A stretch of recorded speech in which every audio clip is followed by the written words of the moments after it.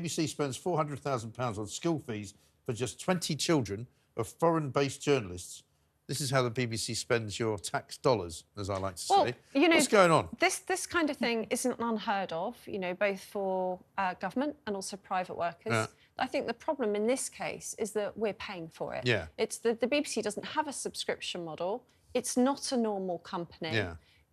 It exists by virtue of the TV tax that we all pay. And I think that's what's really objectionable about this. So an organisation is paying $400,000 on private school fees, while at the same time about 1,000 people a week are criminalised for not paying their TV licence, which pays for those school fees. It is outrageous. The thing is, I think we wouldn't have a problem with this if most of the general public felt that the value that they're getting from the service that they're forced to pay for in the form of the BBC is worth it. That's the thing. Most people don't want to comb through the finances of public institutions and say, oh, but you're spending money on this person's school fees and stuff like that. Most people generally don't care. But the fact that we are forced to pay for a value that I think by and large most of the country doesn't think that is worth the value for how much we pay for it. That's why people get incensed by this. I don't think it's just idle people trying to... Also, the thing about the BBC is that when you look at it and you look into it, the numbers of correspondents they have are quite prodigious. You know, they have more people in America than they need to have. They have more channels than they need to run. You know, if you get on an aeroplane, I think it's British Airways have got a special section which is news by the BBC only made for the people on a plane.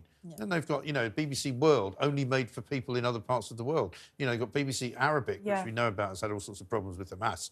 You know, they've got lots of people who are based there. Why do we need to send somebody else there with their children? Surely you make a choice when you're in charge of organisations like that, as I used to do when I was foreign editor of Daily Express. You didn't send certain people to certain places to live there if they had like 6 kids, because obviously it was not economically viable. It's not an economic consideration. Send single people to be foreign correspondents, you know?